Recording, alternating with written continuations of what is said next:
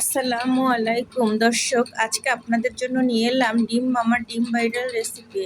প্রথমে আমি পেঁয়াজ কুচি দিয়ে দিচ্ছি, তারপরে শসা কুচি, তারপরে ধনিয়া পাতা কুচি, তারপরে কাঁচামরিচ কুচি,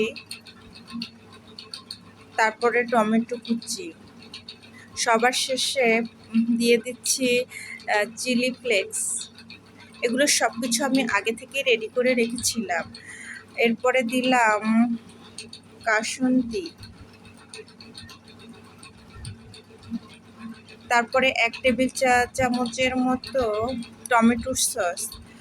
আপনার বাসায় যদি অন্য কোনো সালাদ আইটেম যেমন গাজর থাকে তাহলে সেটাও দিতে পারেন। আমি এর মাঝে দিয়ে দিলাম একটু সরিষার তেল।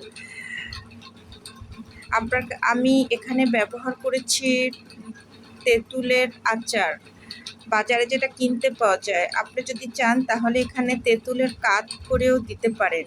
এরপরে সুন্দর করে মিশিয়ে লাড়িয়ে মিক্স করে নিতে হবে। পুরটা সুন্দর করে যত মিশাবেন ততই এটা খেতে বেশি মজা লাগবে। এরপরে আমি সিদ্ধ ডিম নিয়ে নিয়েছি।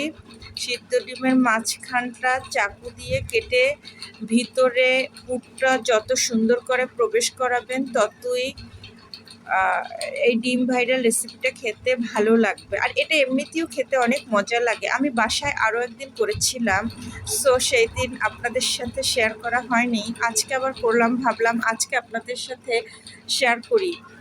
খাবারটা খুবই স্বাস্থ্যকর, কোনো তেল মশলা তেমন নেই। এর জন্য খাবারটা আমাদের ব্লাড প্রেশার, ডায়াবেটিক্স, হার্ট সব রুগীরাই খেতে পারবে। খাবারটা খেতেও খুব মজার। বাসায় সবাই খেয়ে খুব প্রশংসা করেছে, সবাই বলেছে অনেক মজা হয়েছে। সো আপনারাও ট্রাই করবেন। আজ এ পর্যন্তই। আল্লাহ হাফেজ।